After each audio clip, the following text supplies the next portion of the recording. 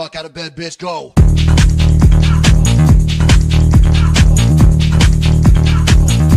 Get up, and then they got go.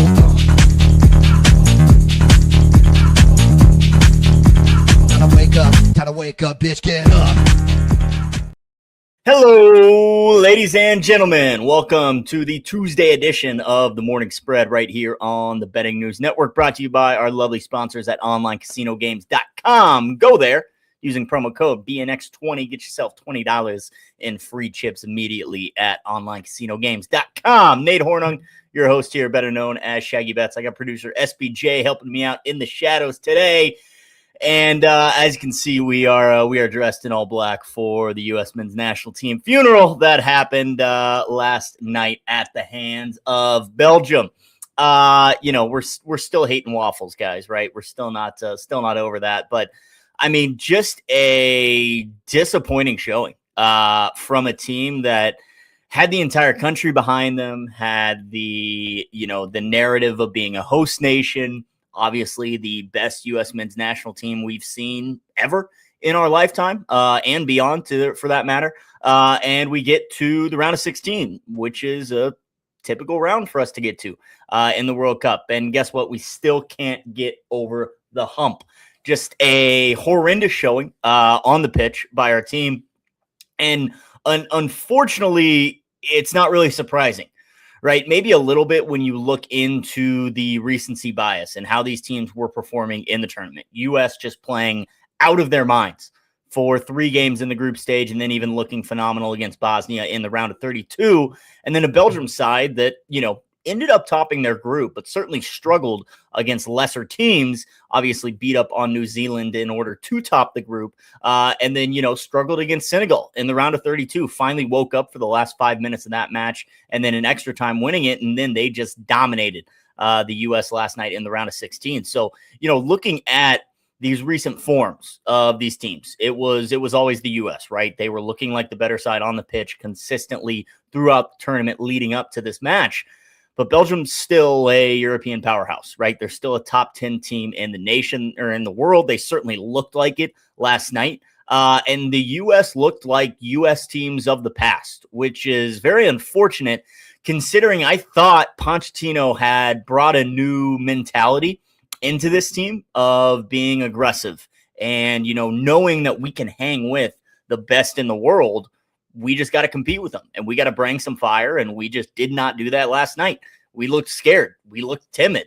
We looked like we woke up and realized, hey, we're the U.S. playing a top 10 team in the world. What are we doing? We can't compete at this level. 4-1, just a brutal beatdown at the hands of the Belgians last night. And, it looked that way very early on. From the jump, Belgium was clearly the better team, the more fearless side, and they played like it on the pitch. We saw it in the very first goal, just 9 minutes into the match.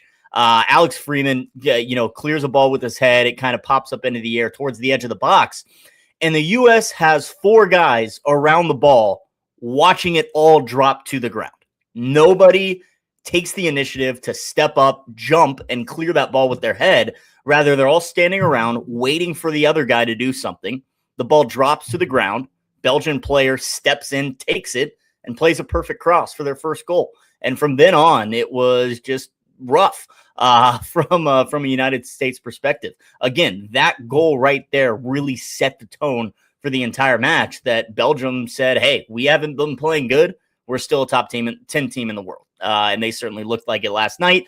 The U.S., I mean, I had plenty of problems with their roster selection, specifically with Mr. Tim Ream still being our go-to guy in the back line. Not sure we couldn't find anyone else to play better in that center back position. But no, he had a horrendous game. Matt Freese played awful as well. It was really unfortunate that our worst showing of the tournament came then, when it mattered the most, with a chance at getting to the quarterfinals on the line. The U.S. just shit the bed, respectfully. They just did not show up at all. Belgium did. You got to tip your cap to Belgium.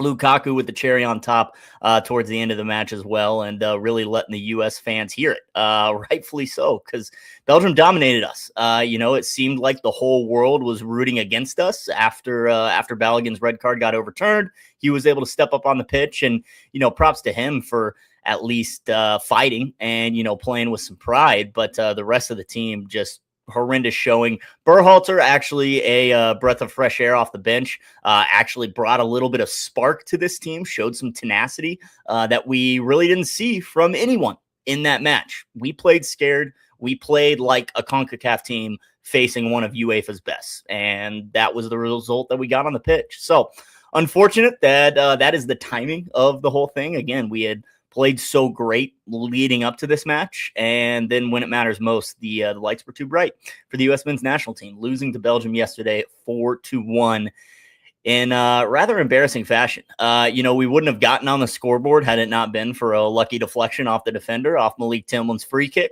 Second player ever I saw to score 2 direct free kicks at the same World Cup. Last time that happened was back in, I believe, 1966 from a French player, if I'm getting that stat right. But Malik Tillman found the back of the net, a glimmer of hope for the U.S. national team, and amidst what else was a terrible game to watch. Just tough watching that as a U.S. men's team, especially, from myself, who I tried to keep my expectations realistic, obviously, by betting on the U.S. to be eliminated in the round of 32. That didn't happen.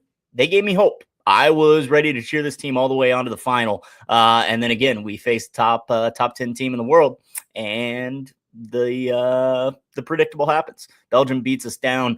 I was very much wrapped up in my patriotism last night, betting wise. It was never the U.S. There was never any value on the U.S. It was very, very clearly Belgium was the right side, regardless of the result. Just for the numbers specifically, getting Belgium to advance at plus money against the U.S., that should have been a tell in itself that Belgium was the right side betting-wise. But it is what it is. U.S. men's national team did not show up. Pochettino, right now, it's about resting a little bit to think, have conversations with the federation to see what the decision is. I'm so happy we built a very good relationship. Now is not a moment to talk about my future. I mean, I don't know where we go from here.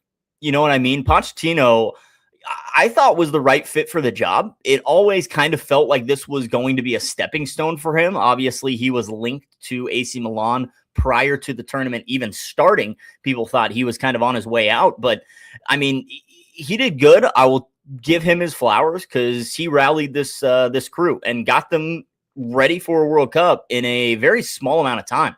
I mean, this guy was hired less than 2 years before the World Cup began and was supposed to completely turn this team around. And, he did to an extent. This was a good showing for the U.S. men's national team. Obviously, I don't think the World Cup was a success. I think getting to the quarterfinals would have made it a success. Round of 16 exit, we're pretty much used to that. That's kind of expected, especially with this extended World Cup. So I'll give Ponch his flowers because I did not expect this well of a showing from the U.S. team in such a short turnaround.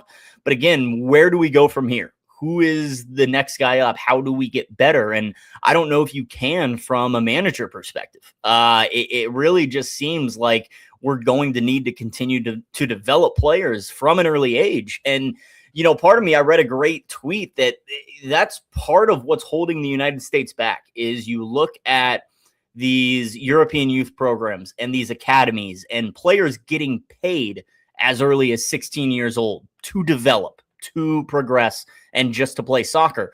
Whereas in the United States, it costs a ridiculous amount of money just to get on a competitive travel soccer club. And then in doing so, you automatically shrink the talent pool, right? No longer are you getting the best of the best from the entire country. You're getting the best of the best from families who can afford to pay top dollar for these youth soccer programs. And, that's not just a youth soccer thing.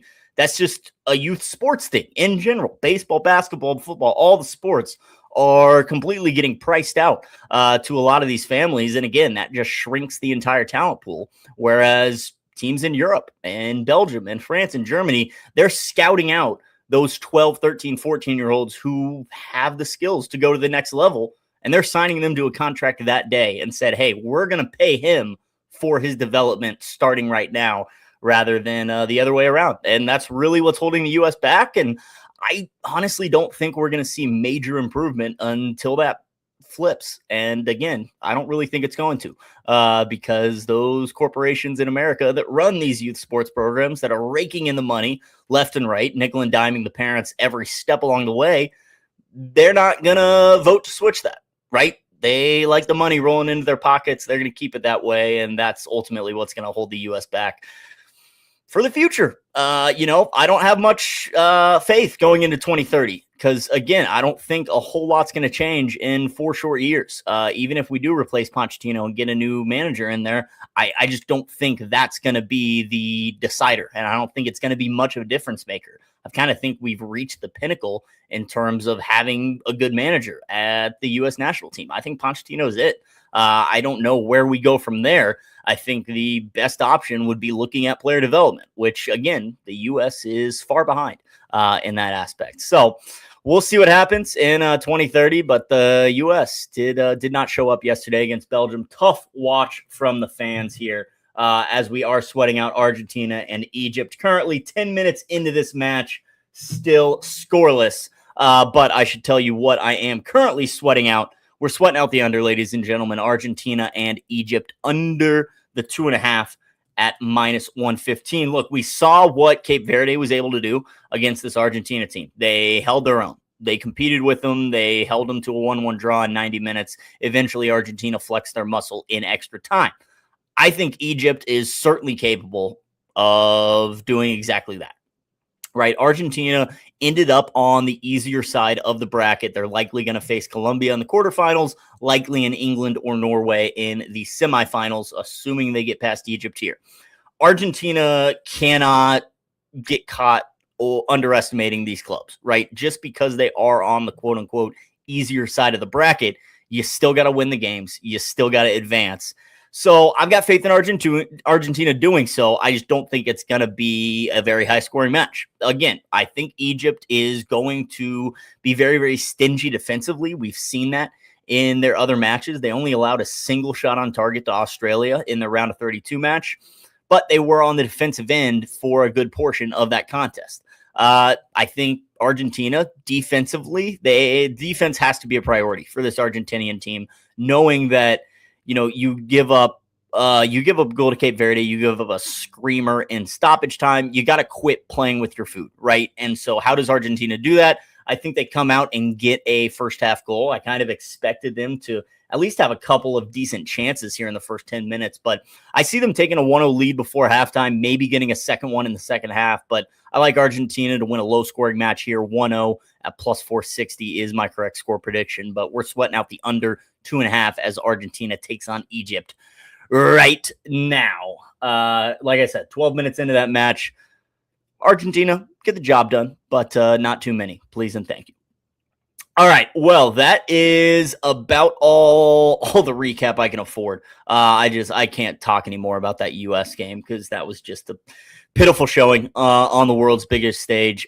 Spain and Portugal. Spain got the 1-0 win. A late goal from them sealed the victory. Mikel Merino in stoppage time gives Spain a 1-0 victory, moving on to the quarterfinals where they will blanket. Who are they facing in the quarterfinals? Belgium, facing Belgium in the quarterfinals after Belgium takes down the U.S. men's team. So a very tough side of the bracket that is, with France and Morocco going head-to-head in one quarterfinal, Spain and Belgium in the other. Likely we are going to see a France and Spain semifinal. I hope we see a France and Spain semifinal.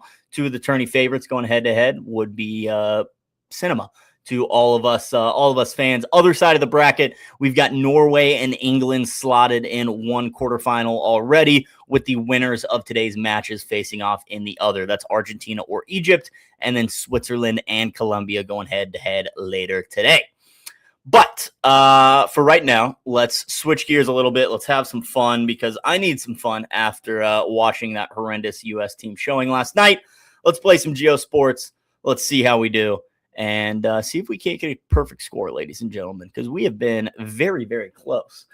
So let's go get one. No producer help from Alex or Sook today. Mr. SPJ might be around. He might help us out. See how we do. Oh, he's giving me the thumbs up. Get on up here, sir. Let's do some Geo Sports. Let's see how we do. All right, now. Question number 1. The Mounds at the Palace. A violent 2004 NBA brawl happened here. That would be Detroit, Michigan. Yeah. Ron Artest into the stands. That's got to be, yep. I mean, Nice in there somewhere, right? In there somewhere. Yeah, that's got to be pretty spot on. Oh, we're a little too far. 23 miles. Wow. Okay, way outside of Detroit is the stadium, apparently. I thought the Pistons was like downtown. It's not actually in Detroit, though. Maybe, has it moved? Oh, we should have listened to Kev. Yeah, we should have listened. We should have. They would have told us Auburn Hills. Yeah, we were looking for Auburn Hills, not Michigan. Egypt is on the board, ladies and gentlemen. Wow. Egypt is on the board 15 minutes into this match. I am not seeing any signs of an offsides or a VAR or anything like that. I just saw the celebration, but Egypt Ibrahim on the board. Wow. It's a good one, Papa Shags. It's a good one. Your dad's got jokes. Oh, he absolutely has jokes. Oh, for sure. Gotta love it. All right, I want to see this real quick. Yep, everyone. Yeah, that right back, keeping everybody on side. Nice headed goal.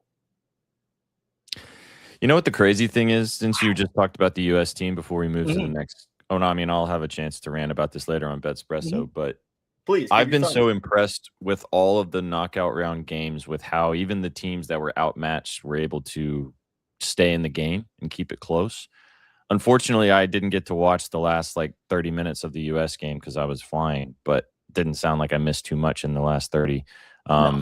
What just a piss poor performance, man. Like just an absolute just buffoonery of just showing that you can't. You said it pretty well, so I'll save the rest of my thoughts for later. But I was really disappointed in the fact that we've seen some really good games, everybody rising to the occasion across all of the countries. I mean, Cape Verde played better than us yesterday. Yeah. And it just was really disappointing to see that. And yeah, Matt Freese, you should not be a professional goalkeeper. Go do something else. Dude, yeah, just clear the ball, man. Stop second guessing yourself in that situation. Just put it 30 feet into the air. Like whatever you got to do. I've watched that highlight so many times, and I still don't understand what the hell that guy was doing. Also, Tim Ream, like you said, needs to get taken out back to the woodshed, unfortunately, because his performance yesterday was. I know he's been kind of not great in the entire tournament, and he's been kind of caught out a few times. But good God, he was terrible. And that play as well was the cherry on top. With just Freeze was at 100% at fault there, but like, just clear the ball, dude. Like the ball hits him, and he looked like the most unathletic person of all time trying to clear the ball. Like exactly. It was just play the circus music when that was happening. It was just one of those situations. But yeah, video makes me angry every time I see it. I'm right there with you, Austin, because a horrible performance. I mean, in that situation, not only was get it out of there.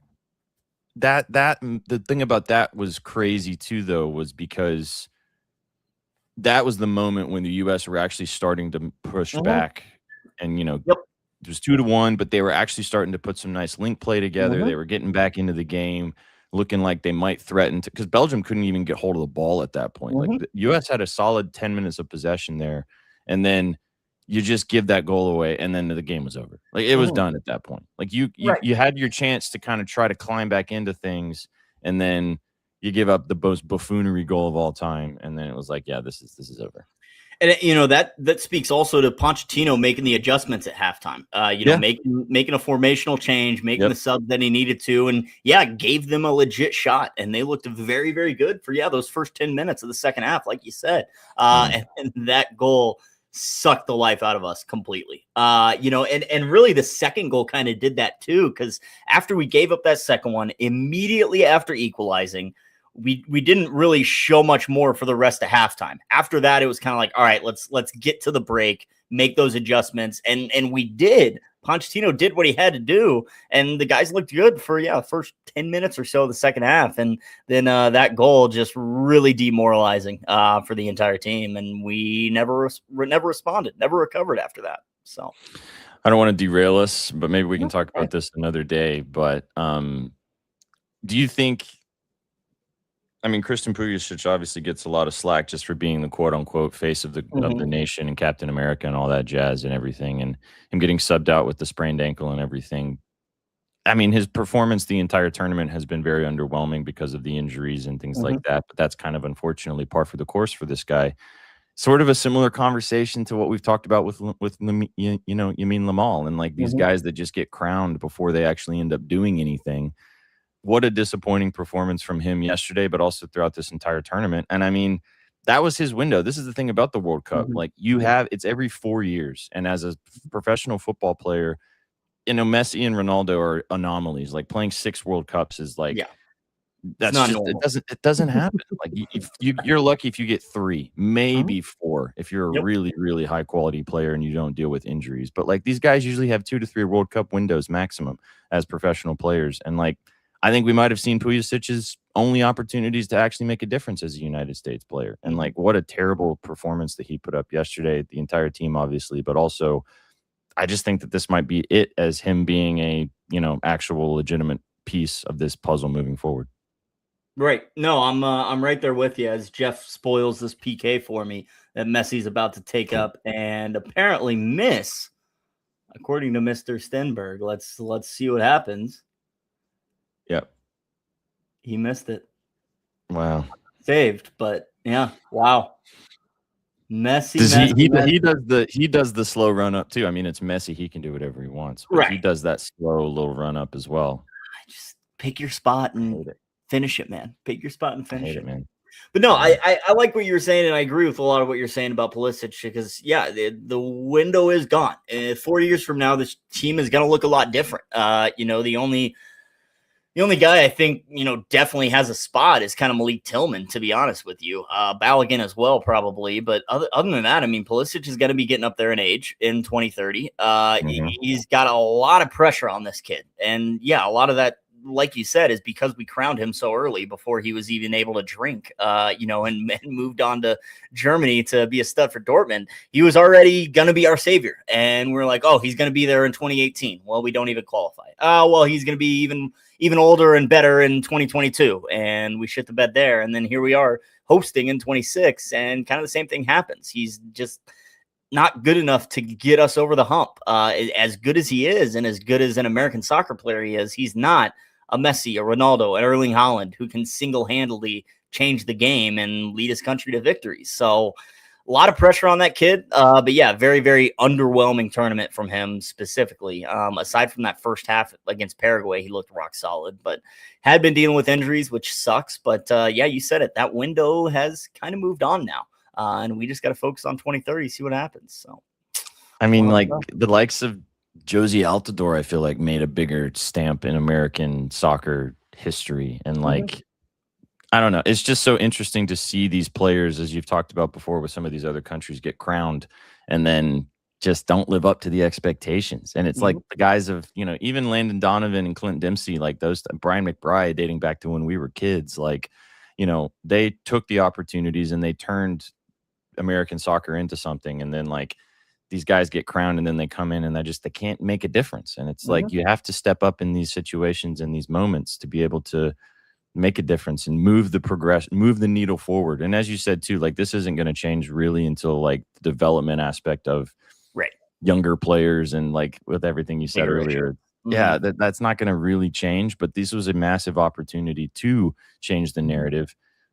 And I really think they missed the mark. So anyway, back to geography. And it sucks too because all us Americans are all going to say, we got football coming in a couple of months, when this could have been the opportunity to really propel the soccer in America to the next level. But a bunch of kids waking up this morning, probably not as encouraged to play soccer because they had to watch that. So. I wanted to ask you about this too, so I'm Mhm. glad have you noticed as well because I saw some people chattering about this on the timeline, talking about the kind of lack of presence by the MLS on socials and like kind of advertising the game throughout the World Cup. It's like there are so many people that are going to like go be Man City fans because of Holland, and maybe Real Madrid fans because of not Messi, because of Mbappe, and maybe Inter Milan gets a little bit, or Inter Miami gets a bit of a boost just because of Messi. But like, I haven't seen any ads for the MLS, and like this is the chance to grow the game on your home soil, not only from the U.S. men's national team, but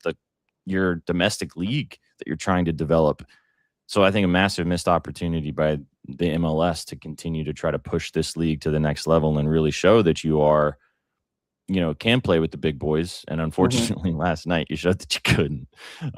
So yeah, that was disappointing too. I don't know if you've seen any things along those lines, especially as somebody who comes from a background of knowing the ins and outs of not the MLS, but professional soccer in the United States. No, I mean, yeah, you kind of said it. It's a big missed opportunity because I'm scrolling through the MLS's timeline right now, and they could do a lot better job of promoting themselves and using this opportunity of, hey, we're in the middle of our season, we're taking a break for the World Cup, but as soon as this is over, we're going to start right back up again. So all you soccer fans, hey, we've got it on your own soil that you can watch. And, unfortunately, there's still obviously a talent discrepancy. The MLS is nowhere near a top team or a top league in the world. So from that perspective, it's not as appealing. But yeah, I think it was a missed opportunity from the MLS, and maybe their social team took the month off too with the entire league. Who knows? But you kind of said it. It's definitely a missed opportunity to help promote the sport and this league, and they really didn't do that. So no, that's a great insight that I hadn't really thought of. And maybe that's because I hadn't seen anything about it. Yeah, well, I saw somebody pop up about it, and obviously, everybody gets inflammatory when this type of stuff happens with the United States. People love their flashy takes and things like that. But I saw somebody posting about that, and I was like, yeah, why have I not seen any ads or anything for these like club teams, like even Inter Miami stuff? Like Messi's been one of the best players of the entire, even though he just missed a pen, like he's up for the Golden Boot. Have you seen any Inter Miami like advertisements? Have you seen anything from those other teams? Obviously, they just signed Vizinha too from Cape Verde. He's going to play for Inter Miami now. And like besides that, I haven't seen jack shit. So it's like just a massive missed opportunity if you're trying to grow the United States game domestically. And I mean, as we've talked about too, the World Cup is going to end. And as you said, the MLS picks back up. But right after that, about 2 weeks later, all the domestic leagues in Europe get back going too. So you're going to miss the boat on all the viewership going, which is great for the World Cup growth. And I mean, we've been talking about it, and chat's been talking about it, of like, this has got through the dog days of summer, which has been fantastic. But like so many fans are going to follow their favorite players now into the domestic leagues because they want to keep watching soccer because they've gotten bitten by the bug. And there's not a lot of those players you're going to go follow into the MLS now, which kind of sucks because of the lack of advertising. But yeah, I have noticed when the MLS does promote anything, it's usually Inter Miami related, which just shows how much of a stranglehold that club has on the entire league. Clearly racking in the money for the entire league. So sure. Yeah, is what it says. But I mean, you said it, kind of a missed opportunity from the MLS advertising wise. This could have been a golden opportunity.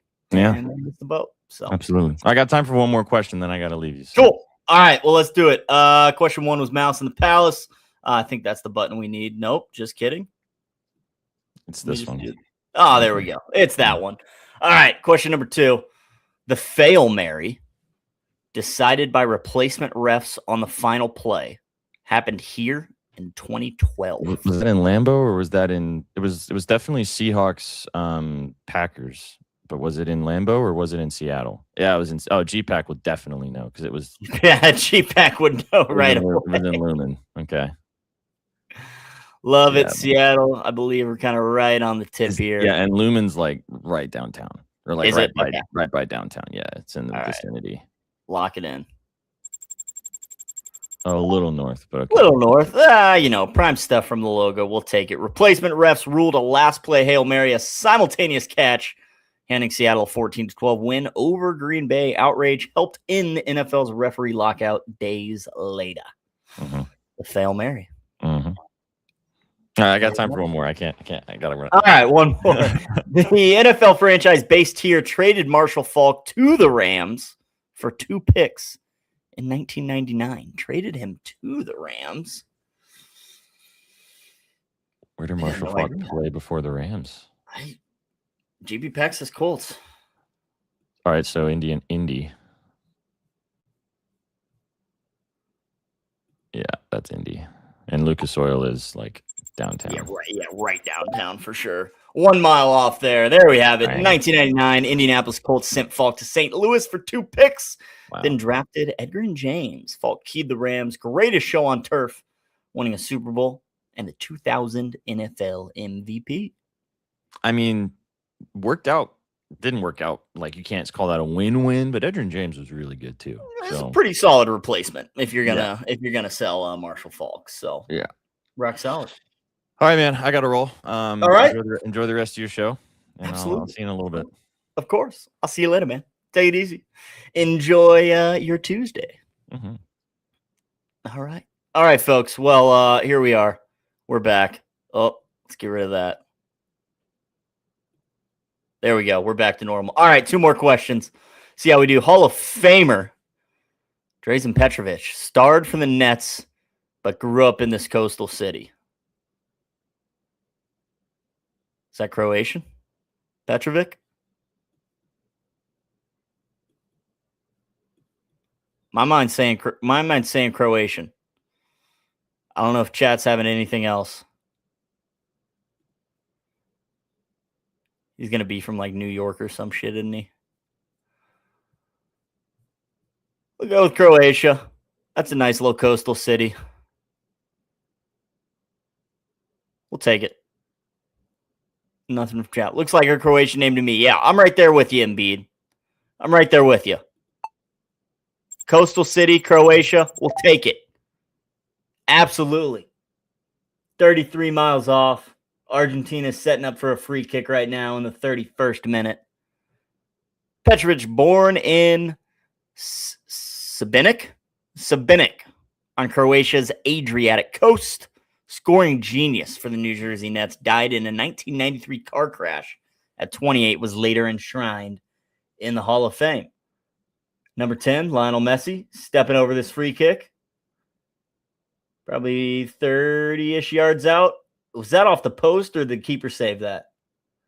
Keeper saved it. Corner kick, Argentina. One more question.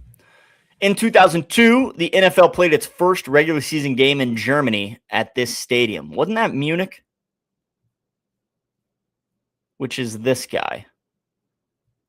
I believe that's Munich. It's Berlin, isn't it? Oh my gosh. All right, I just don't know where Munich is. Note to self. That's Munich. Now we'll remember.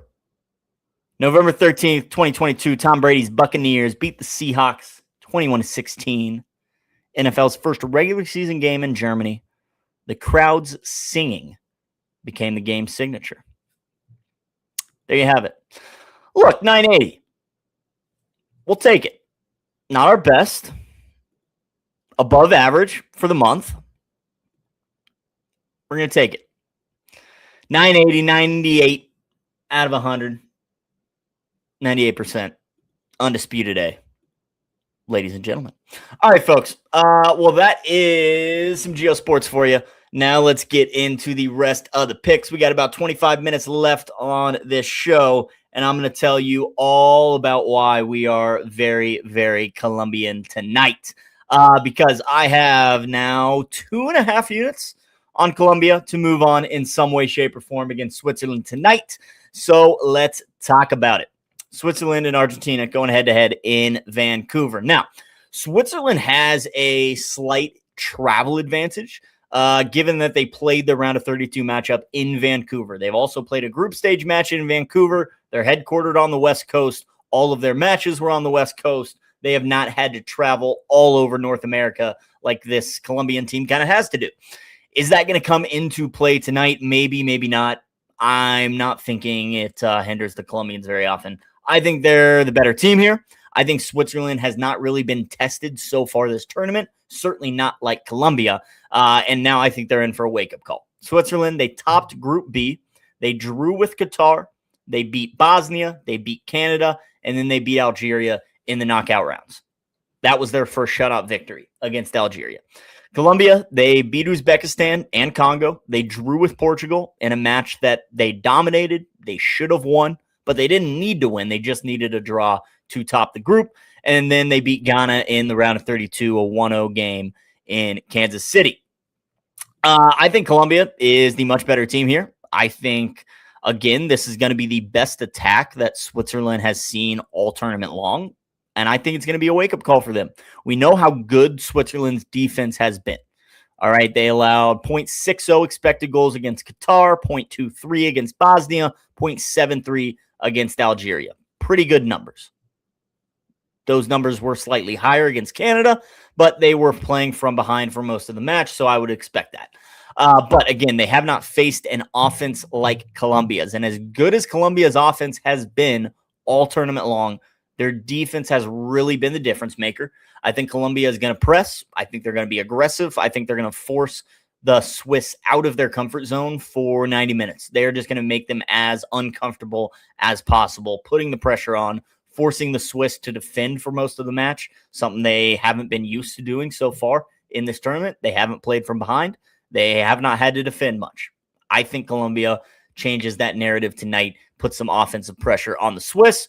So I have responsibly hammered Colombia. I'm on Colombia's money line at plus 125 for a unit. I also have a unit on Colombia to advance and the under 3.5 goals at plus 100. Even money here. Again, this under 3.5 is a 90-minute wager. Going to be settled after 90 minutes, regardless of the result. Even if we go to extra time at a 1-1 draw, our under 3.5 will cash. Then we'll just be rooting for Colombia to move on. And then last but not least, I've also got a half unit on Colombia on the money line and the under 3.5. Both of these 90-minute wagers at plus 180. Because I do think Colombia is able to end this in regulation time. I think they're going to shut out the Swiss. I don't see Switzerland,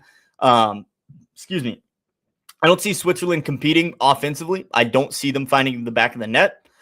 It wouldn't surprise me if we see a scoreless draw going into 90 minutes or even going into a PK shootout. If things are still scoreless, wouldn't surprise me. I think this is going to be a very defensive battle, but I do think Colombia is able to at least find one in the back of the net. 1-0 Colombia would be my correct score prediction at plus 575. Swiss going to be missing a lot of their offensive pieces as well. Manzambi is going to be out for this game, as well as Vargas. Two of their top goal scorers, two of their top assisters, both not going to be available tonight against Colombia. I think that seriously hurts a Swiss offense that has been underwhelming otherwise. They have scored 2.25 goals per game. They've been producing 2.54, but their finishing has not been up to standard. We saw 26 shots, I believe, against Qatar. They did not score from the field.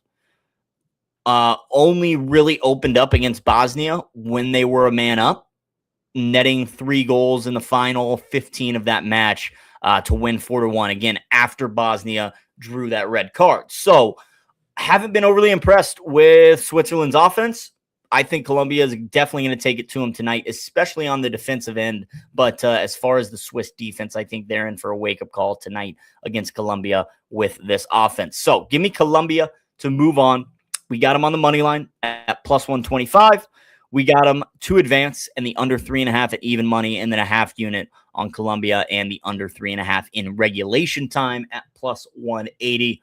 All 3 of those bets spread out amongst 3 different books. Do your line shopping as always, people. Get the best odds available, but I am willing to go to war with the Colombians after being adopted by them on Friday night in Kansas City against Ghana. All in on Colombia. Think they're a much better team. I also think they're not going to pass up this easier route that they earned to the semifinals and to the World Cup finals. They topped the group, right? A spot that everyone expected Portugal to be in. Now it's Colombia. They get by Ghana. I expect them to get by the Swiss. And then you're likely going to have a date with Argentina in the quarterfinals, assuming Argentina figure things out. Down 1-0 to Egypt currently. Maybe you face Egypt in the quarterfinals and things get that much easier. But Colombia, you have done your part. You have set yourself up for success by winning the group, ending up on this side of the bracket. Now you just handle business. Maybe they luck out and do face Egypt in the quarterfinals. Regardless, it's not going to matter if you don't get this win tonight against Switzerland. I think Colombia is more than capable of doing so. And so I like Colombia to move on. Give me the money line. Give me 2 advance in the under 3.5, and give me the money line and the under 3.5 in regulation. 2.5 units on Colombia to get the job done tonight. That was actually all booked before I saw the Monzambi and the Vargas news. Expected lines to maybe adjust a little bit, but really haven't seen anything, which, arguably should worry me, considering those are 2 big pieces for the Swiss that aren't going to be available tonight. But we ride regardless. Colombia on the money line and the under 3.5, and Colombia to advance with the under 3.5. All 3 of those bets in this later match today, kicking off at 3 o'clock Central, 4 o'clock Eastern. No late games tonight, which, we got to give everybody a break until the quarterfinals that begin on Thursday. But I think we probably could have done with just the 3 o'clock and 7 o'clock kicks tonight. Apparently FIFA thought differently. So now we've got a match going off right now, and 3 o'clock is our latest match of the day. So a lot of time to spend the evening and night with your family folks. So make sure you do that. Block out some time.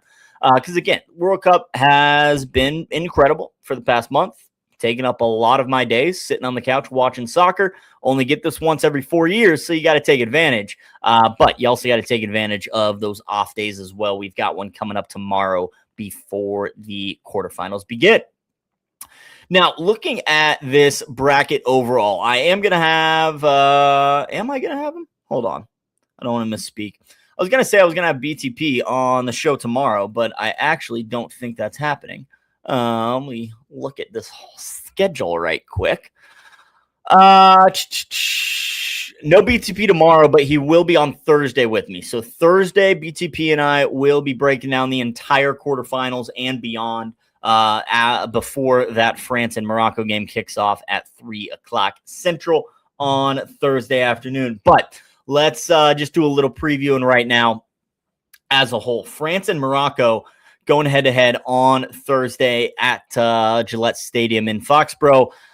I mean, France is a pretty substantial favorite for a reason, but I would be inclined to maybe take Morocco on the double chance line in this match. Let me get these lines in front of me so I can give you guys some accurate info. I mean, Morocco's +1 at -117, which I think is probably a really good bet. I wouldn't hate Morocco plus the half at +150, earning a draw in 90 minutes, holding their own against France. I think they'd be able to do that, especially just looking at it from a defensive perspective. We saw Paraguay basically hold their own against France. Only allowed an Mbappe PK in the 70th minute, right? Other than that, France didn't produce much. I got faith in this Morocco defense holding strong for at least 90 minutes, earning the draw. Now, Paraguay only produced 0.13 expected goals of their own. They were on the defensive side of things for most of the match, giving up 1.45 expected goals to the French. French possessed 76% of the game. But again, Paraguay went into that match with a game plan. We're going to make it hard for you to score. And they did exactly that. One penalty kick was the deciding factor in this game. Looking at France dominating the score sheet, 1.45 expected goals to 0.13, 76% of possession, 5-1 in terms of shots on goal, accurate passes, 510 to 98. I mean, it was all France, but Paraguay knew that going into it. Morocco is going to be a much tougher opponent than Paraguay was, and arguably, they might be one of France's toughest opponents of the entire tournament, especially considering they didn't play Norway's top team. So France, who have you played right now? You beat a Senegal team who, yes, is top 20 in the world, but they held strong for 60-ish minutes, and then France offensively exploded. They beat Iraq 3-0. We didn't expect anything else from Iraq. Then they played Norway's B team, which, again, they beat 4-1. They got the job done. They won the group. But how much can we really take away from that match? In my mind, not a whole lot. You shut out Sweden 3-0. Sweden, not a good team. Then you struggle against Paraguay, only beating them 1-0 on a Kylian Mbappe free kick, or penalty kick, excuse me. Now you face Morocco, a top 6 team in the world, easily your toughest opponent of the tournament. And Morocco's been battle tested. All right. They had to play Brazil in the group stage. They had to play the Netherlands. They had to come back from being down against the Netherlands in the round of 32. Morocco has seen top 10 teams already in this tournament. Yes, France, number 1 in the world. But I think Morocco's ready to surprise some people. Could they win? Could they advance? Yes, absolutely. Morocco has the pieces to do so. They've just got to contain this French attack, which, again, I think they're capable of doing so for 90 minutes. I'd be much more inclined to bet Morocco plus the half at plus 150 rather than them to advance at plus 300, because I think eventually France might be able to flex their muscle and get a win, get a result. But again, Morocco can hold their own for 90 minutes, assuming they come into this match with the right mentality, knowing that this is a team that knocked us out in 2022, knowing how good France is offensively. Morocco should come in thinking, let's slow this down. Let's possess the ball. We're not going to be super aggressive offensively, but we're really going to hold our own defensively. We're going to make it tough for them to score. And we've seen what happens when you make it tough for France to score. They get flustered. They struggle. And again, Morocco's defense more than capable of containing this French attack, and I think they'll show up for 90 minutes. So likely going to be on Morocco on the double chance line at plus 150 against France on Thursday, but I will have my best bets in that match out that day, and we'll also be discussing with BTP. So France and Morocco, leaning with Morocco to at least get a result in 90 minutes, but I'll have my official predictions out here in a little bit. Both teams to score odds. Both teams to score for France and Morocco, plus 102, KP. Plus 102 for both teams to score in France and Morocco. Now, the under listed at 2.5, priced at minus 117 to the under, alludes that it's probably going to be a low-scoring match. Likely a 1-0 France win or a 1-1 draw. Maybe we get a 2-1 France win. So I think that Morocco plus the 1 at minus 117, I think worst case, you're getting out of there with a push. Maybe they do win, and maybe they do earn a draw and you walk away a winner. But at that point, I would rather just take the plus half for plus money and root for the draw. You're not getting the push potential. You are needing Morocco to show up for 90 minutes. But again, from what I've seen so far this tournament, Morocco is capable. They're better than they were in 2022 when they went toe-to-toe with France in the World Cup final, or semifinals, rather. So, yeah, I just like Morocco. I think they're the better side here. Obviously, a 2-0 defeat against France in the World Cup semifinals back in 2022. France got a goal just 5 minutes into the match, and then Morocco was on their heels for the rest of it. France only 2 shots on target. Both of them found the back of the net, but Morocco dominated that match. 60% of possession, 10-14 total shot attempts, 3-2 won the corner kick battle. And yes, Morocco was playing from behind for pretty much that entire match. I don't think it matters, because I do think this Atlas Lions team is a lot better than they were 4 years ago. And I don't necessarily know that France is, to be honest with you. A lot of attacking power for this French team. I think maybe they overlook Morocco a little bit. Morocco, I think, more than capable of surprising some people. So I will more than likely be rolling with Morocco plus the half at plus 150 against France on Thursday. Moving on to Friday's match, we've got Spain and Belgium with fairly similar odds. Spain a little less of a favorite against Belgium than France compared to Morocco. Spain minus 162 on the money line. Belgium at +1, minus 128. This is likely going to be a Spain and under for me, which, looking at those odds right now, Spain and the under 3.5 at +141. You can go Spain and the under 4.5 at -104. I typically just think Spain is going to win a low-scoring game here. I think Belgium is going to make it tough for Spain to produce anything offensively, but I've been impressed with Spain's defense, and I don't see Belgium being able to net 2-3 goals like they were against the United States. I don't see Belgium being able, net 2 or 3 very, very quickly like they were against Senegal either. Spain is just a world-class talent. They're not going to let that happen. All right. They still have yet to allow a goal in this entire World Cup. Arguably the best defense in this World Cup. I think they're the better side. As much as bad as Belgium has looked in this tournament, they have clearly shown signs of still being a top 10 team in the world, right? We saw that in the last 5 minutes of regulation and then in extra time against Senegal, where they netted 2 in the last 5 minutes just to force extra time, eventually got a PK to win it right before it all went to a shootout anyways. Then we see Belgium absolutely dominate a U.S. team that really had no business showing up in this game. Just a piss-poor performance from the Americans in that match. That doesn't prepare you to face a team like Spain. Spain, on the other hand, struggled against Cape Verde. We knew that. Since then, they've kind of flipped a switch. 4-0 against Saudi Arabia, 1-0 against Uruguay. Could have made it 2-0, 3-0 against Uruguay. But again, Spain didn't need a high-scoring victory there. They just needed the one. They got it. They moved on. 3-0 against Austria, and then 1-0 against Portugal.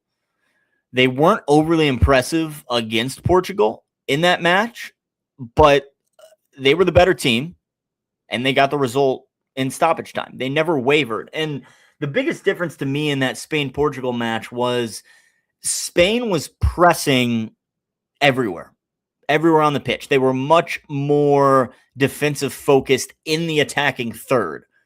They lost the ball in the attacking third. They were right on the Portuguese defenders, making it tough for them to clear it and keep possession. Whereas Portugal, if you watch that match, Spain wins the ball and Portugal immediately runs back and gets in defensive formation, right? They were very, very scared of the Spanish counterattack, and for good reason. We know how powerful it can be.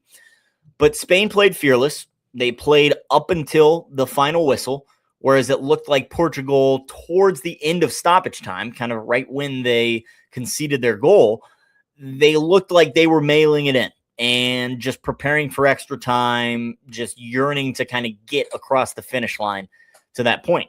And Spain took advantage, caught them sleeping. Mikel Merino stepped up, put one in the back of the net. So I think Spain, coming into this match against Belgium, the much better team on paper, more talented, much more youthful as well. Belgium, most of their studs getting up there in age. Spain, not so much.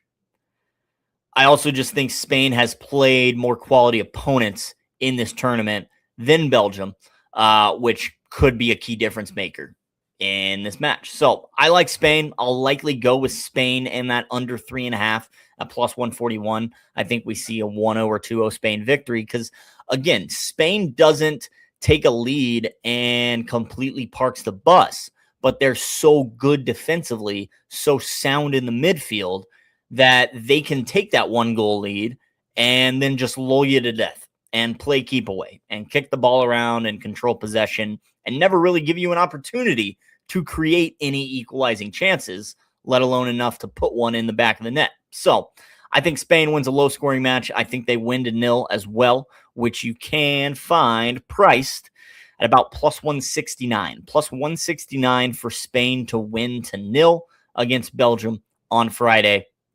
Some way, shape, or form, I will be backing the Spanish in this match. Because, again, haven't been overly impressed with Belgium. That's just the way it goes. Drip, that's okay. Busy day at work. Appreciate you being here regardless. We're sweating out this Argentina and Egypt under, folks, which if you told me Egypt was going to score first, I'd probably be okay with it. In my mind, this does have 1-1 written all over it. At this point, I think Argentina is certainly going to press in the second half and find an equalizer. Will they find a winner? I don't have as much faith in that. They are still minus 175 to qualify for the next round if you've got faith in Argentina. KP also locked in the plus 110 on the money line. You can find them right now plus 140 for Argentina to win this match in 90 minutes. Again, plus 140 to get it done in regulation, minus 175 still to qualify for the next round. Looks like it actually just went up to minus 185. Clearly, the books think Argentina is going to make a comeback. Now, the under 2.5, which we are currently sweating out, is plus 108, and I've got it for minus 115. Part of me wants to hedge that bet by taking Argentina on the money line here. Plus 140 wouldn't be a terrible idea. It would certainly cover the 2-1 result, which is, I think, fairly likely. Am I just better off betting that? Betting a 2-1 correct score? If I can find it. And that's the key first. We got to find that bet first. Correct score, 2-1 Argentina at plus 290. How much do we trust Egypt's defense? Because Egypt should come out this second half parking the bus. 0 questions asked. You're up 1-0 against one of the best teams in the world, facing the best player in the world who has already missed a PK. How much more can you survive? If I'm Egypt, I don't want to take that chance. So what I'm doing is I'm getting 11 men behind the ball every chance I get. Now, looking at some of these shots on target lines, one shot on target from Enzo, plus 135. He's the betting favorite right now. Paredes next up at plus 190. DePaul at plus 220. Messi is minus 600 to get another shot on target. Alvarez minus 230. Both of them already have a shot on target in this match. Minus 600 for Messi to get another one. That's not moving the needle for me personally. Enzo would maybe move the needle a little bit because I got to think he's more involved offensively than like Paredes or DePaul. But that's not quite getting me there either. I'm going to leave this alone. I'm going to just sweat out the under 2.5 in this second half. Root for this 1-1 draw that's more than likely going to happen. Plus 170 right now on the draw if you'd like.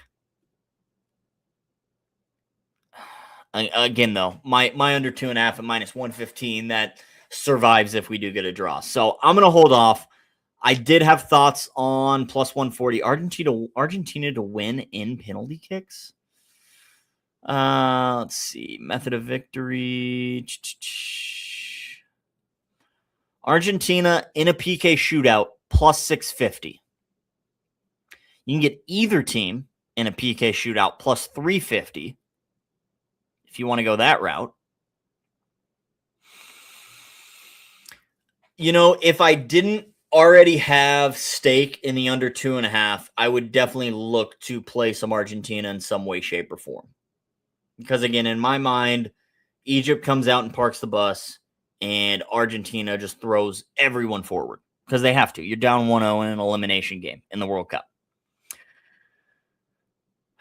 Yeah, I think this game has 1-1 in regulation written all over it. If Argentina wins in PKs or extra time, so be it. minus 175 right now still to qualify for the next round, I think is telling in itself. The plus 140 on the money line, yeah, maybe they don't get it done in 90, but minus 175 to qualify, I think that's telling enough that Argentina will move on. Messi plus 100, even money to score right now. I really wish that Price was to score a second, because I wish he already had that PK in his back pocket for my Golden Boot ticket. But it is what it is. We'll see what happens. 100 even money right now for Messi to score a goal. KP, you already got Argentina at plus money. Doubling down on Messi to lead him to victory. Maybe not. All right, folks. Well, that is all the time I have.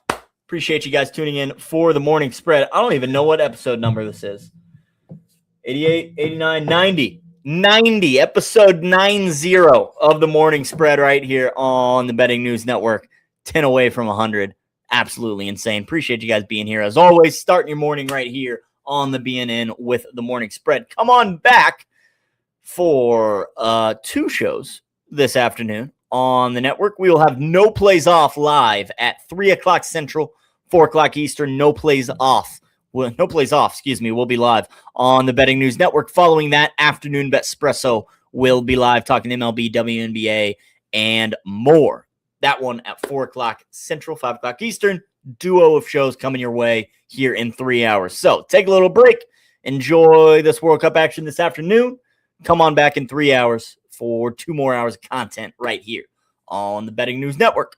Appreciate you guys as always. I will see you tomorrow morning on the morning spread. Until then, enjoy your Wednesday and vamos Colombia. I'll see you guys later. Peace. What you know about rolling down in the deep?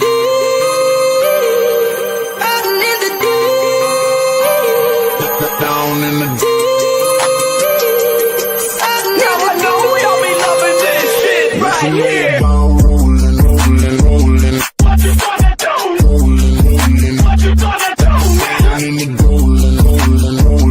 What you gonna do? Right, y'all be loving this shit. What you know about